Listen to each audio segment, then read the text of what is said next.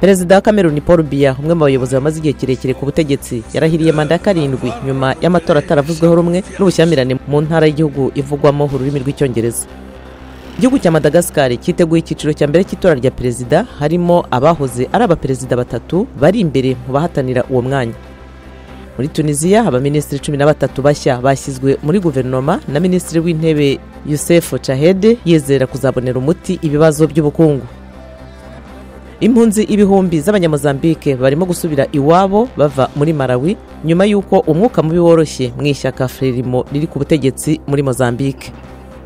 Naho muri Kenya hari igikorwa cyo kumurikira abatuye icyaro hakoreshejwe udusanduku dukoreshwa imirasire y'izuba ducanira amashuri yari mu icuraburindi.